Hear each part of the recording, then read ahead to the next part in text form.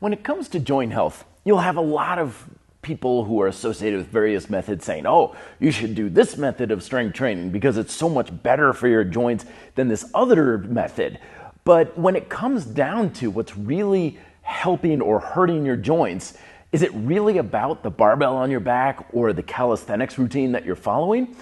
Not really, because here at RDP, we take a fundamental approach to fitness as opposed to a method-based approach to getting in shape. One of the biggest lessons of a fundamental approach is that the result you get, whether beneficial or detrimental, actually has much less to do than the actual method you follow and much more to do what's happening on the fundamental level. And there are two major contributors to overloading and stressing out your joints in any method that you use. The first of which is poor tension control in the muscles, because your muscles effectively act kind of like the shock absorbers for your joints. So if I'm doing lunges and I'm not engaging my hamstrings, my glutes, and everything here isn't doing their job, then all of that stress just floods right into my knee joint for all my squats and lunges and so on.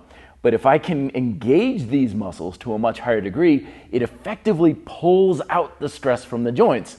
Because basically, your joints are built to handle a lot of stress, as long as the stress is going through the joint, not into it. And then the other big problem that can cause a lot of stress on joints is misalignment. So if you're doing your lunges and your knees aren't tracking over your toes, but you're kind of going to the outside, or you're collapsing inwards, and you're getting all sorts of this twisting, shearing force on the joints, then it's not going to take a whole lot to really cause some damage on those joints within a very short period of time. But that's not to say that some methods and approaches to strength training may put your joints at greater risk. And the reason for this is because a lot of times when we're really pushing our body, we're either using a lot of tension in our muscles, using heavy resistance, or we're going with more volume and we're really pushing our endurance. And both of these can be very detrimental to your ability to maintain that supportive tension control and alignment.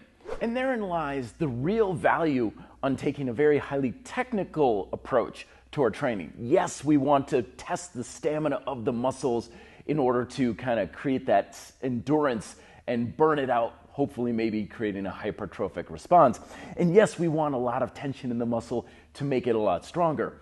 But ultimately, no matter what method you're using, you want to make technique and control the foundation of what you're really working on, and making sure that you're doing a kind of a stimulate, don't annihilate approach.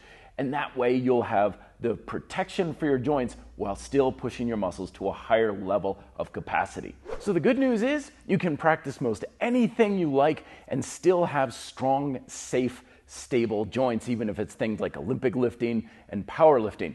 But the bad news is you can even do things that are supposedly safe for your joints and still put your joints at risk through having too much resistance or too much volume that just wears down your technique. So make your technique the high point of quality, and that's the best way to help protect your joints. Let me know if you have any further questions down below. Check out more videos here. Thank you very much for watching. Be fit and live free.